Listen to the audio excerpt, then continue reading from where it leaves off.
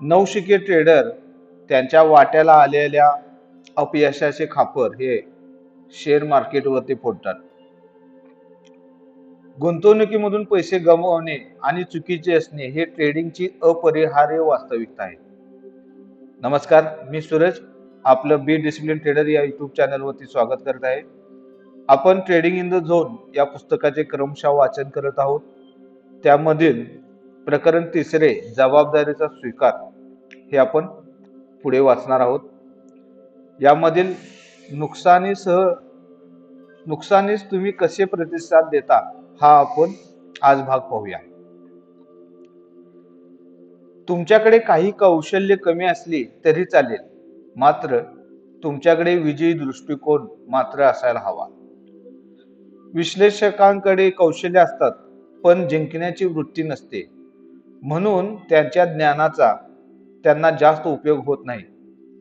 भीती पोटी ते कार्य करत असतात. नवशिक्या ट्रेडरला भीती वाटत नसल्यामुळे जिंकण्याच्या एक नैसर्गिक भावना तो अनुभवतो. पण याचा अर्थ असा नाही की त्याची जिंकण्याची वृत्ती आहे. त्याचा अर्थ असा आहे की त्याला घाबरवून सोडतील असे कोणतेही आर्थिक व्यवहार त्याने अद्याप केलेले नाहीत. गुंतवणुकीमधून पैसा गमावणे आणि चुकीचे असणे हे ट्रेडिंगची अपरिहार्य वास्तविकता आहे. बाजारपेठा खूपच अनियमित आहेत आणि प्रत्येक वेळी कोणत्याही ट्रेडरसाठी योग्य असण्याचा विचार करण्यासाठी अनेक बाजार घटक त्याला विचारात घ्यावे लागतात. जेव्हा नवशिके ट्रेडर अपयशस्वी ठरतात तेव्हा काय होते, त्याचा त्याच्या बेफिकीर मनस्थितीवर परिणाम काय होतो, याचे उत्तर त्याच्या मानसिकतेमध्ये दडलेले आहे. तो झालेला तोटा आणि भविष्यातील त्याची ट्रेडिंगची वाटचाल याचा अर्थ कसा लावतो यावर अवलंबून असेल. त्याची श्रद्धा, त्याचे मनोवृत्तीचे कार्य इथे महत्वपूर्ण ठरते. वाट्याला आलेली विपरीतता तो कोणत्या प्रकारे घेतो आणि त्याची मानसिक वृत्ती डगमगते का यावरती सगळे अवलंबून असते. मानसिक परिप्रेक्षेतून सांगायचे झाले तर बाजाराने त्याला हवे ते परिणाम दिले नाही तर त्याला भावनिक वेदना जाणवणार आहेत. तुमच्या दृष्टिकोनातील एक मूलभूत तुमच्या यशासाठी कारणीभूत ठरतो. बहुतेक ट्रेडर चुकीच्या पद्धतीने गृहीतके मांडतात. याचे कारणही तसेच आहे. खूप कमी ट्रेडर त्यांच्या गुंतवणुकीचे निर्णय ते अभ्यासाअंती घेतात आणि घेतलेल्या निर्णयाची पूर्ण जबाबदारी देखील घेतात. त्यांनी घेतलेले निर्णय हे शक्य असलेल्या सर्व शक्यतांचा विचार करून घेतलेले असतात. मार्केटची त्यांची जाण ही खूप गंभीर पातळीवर झालेली असते आणि त्या कारणानेच त्यांची भीती निघून गेलेली असते. मात्र नवशिके ट्रेडर त्यांच्या वाट्याला आलेल्या अपयशाचे खापर ते मार्केटवरतीच फोडतात. असे करत असताना त्यांच्या एक गोष्ट लक्षात येत नाही की ते स्वतःच्या निर्णय प्रक्रियावरती परिणाम करून घेत आहेत. एक अनामिक भीती त्यांच्या पुढील व्यवहारांवरती नकारात्मक परिणाम घडवून आणणार आहे. सुरुवातीला धोका पत्करण्यापूर्वी असणारी बेपर्वाई ते गमावून बसणार आहेत. एखादी स्थिती आपल्या हातामध्ये नसते आणि तिचे परिणामही आपल्या हातामध्ये नसतात. अशा वातावरणामध्ये आपण केलेल्या कृतीची पूर्णपणे जबाबदारी घेणे योग्य नाही. तुम्ही तुमच्या केलेल्या कृत्यांची जबाबदारी घेऊ शकता, मात्र परिणाम तुमच्या हाती नसतील तर त्या परिणामाची जबाबदारी घेणे मूर्खपणाचे ठरेल. लहान मुलाला खेळत असताना त्याच्या हातात मधून खेळणे काढून घेतले तर ते रडू लागते.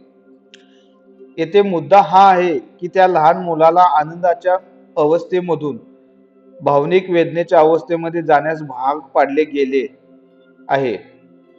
या परिस्थितीमध्ये ते लहान मूल काहीही करू शकत नाही, कारण परिणाम हे त्यांच्या नियंत्रणामध्ये नाही. मात्र ते लहान मूल स्वतःचे लक्ष इतर खेळण्यामध्ये गुंतवून त्याच आनंदाची प्राप्ती पुन्हा करू शकते. काही निर्णय तुमच्या इच्छेविरुद्ध होतात आणि सहसा अचानक होतात. आपल्या बाबतीत जे काही घडते त्याला आपणच जबाबदार आहोत असं जरी आपल्याला सांगण्यात आलं असलं तरी काही वेळा आपण परिणामाची पूर्ण जबाबदारी घेऊ शकत नाही. असे असताना तुम्ही होऊ शकणाऱ्या शक्यतांसाठी तयार राहू शकता हे मात्र नक्की. यशस्वी ट्रेडर आणि नवशिका अपरिपक्व ट्रेडर या दोघांमध्ये हाच मूलभूत फरक आहे.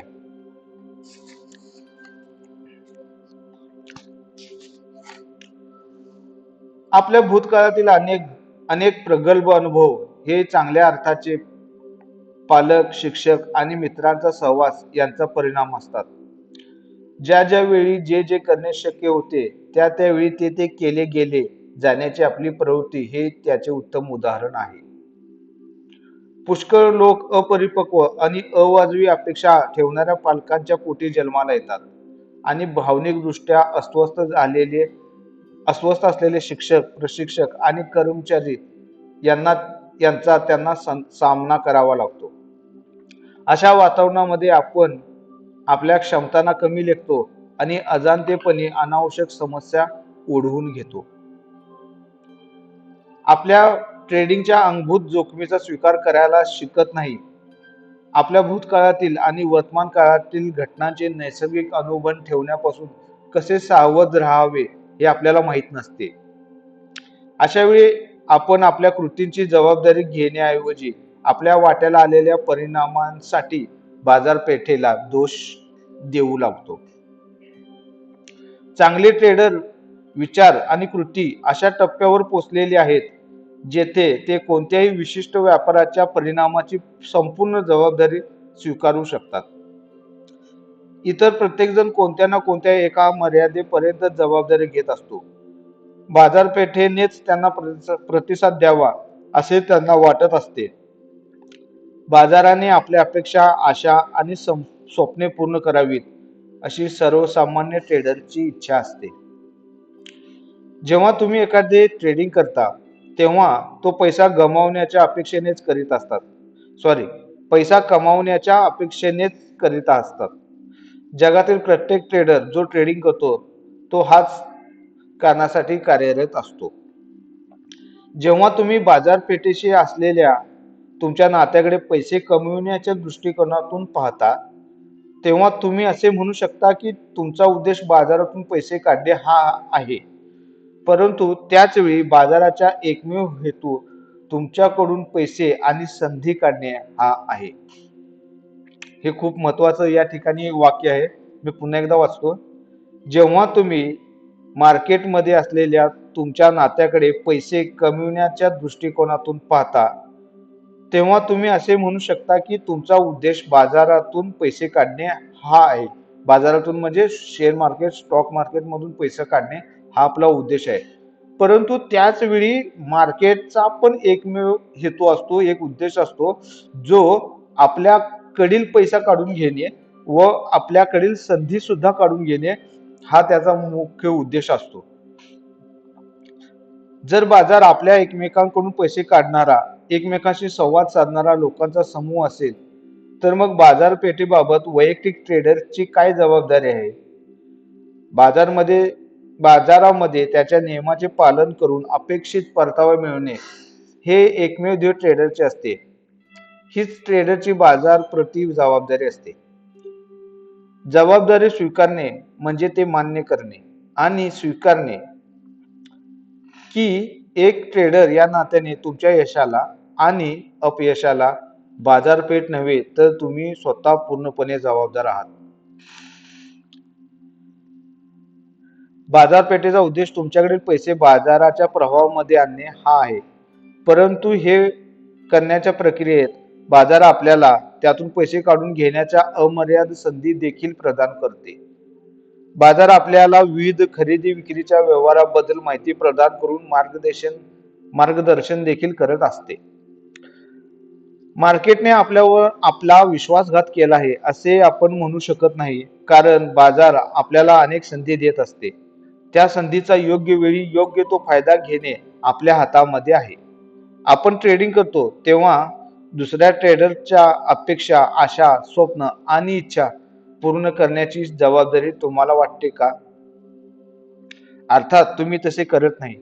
मग तुमचा नफा हा दुसऱ्या ट्रेडरला दिलेल्या दग्यामधून मिळालेला आहे असे आपण म्हणू शकतो का? आपल्याला जे हवे आहे ते बाजारातून कसे मिळवायचे हे आपल्याला स्वतः शिकता आले पाहिजे.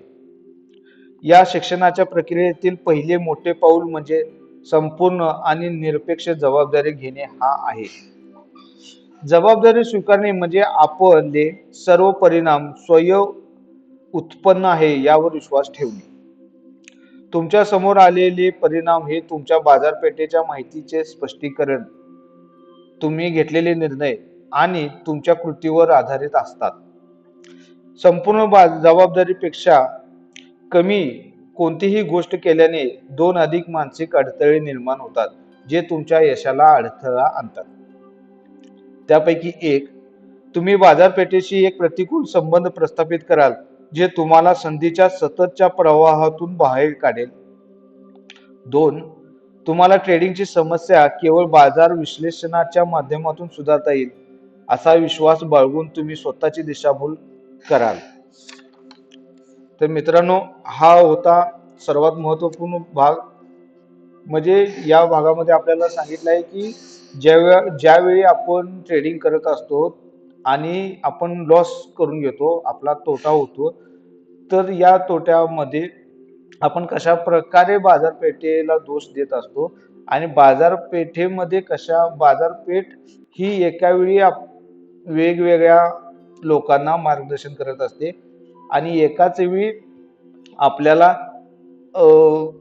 बाय करणे, खरेदी करणे आणि त्याच वेळी दुसऱ्या एखाद्या व्यक्तीला सेल करणे किंवा विक्री करणे हे पटवून देत असते.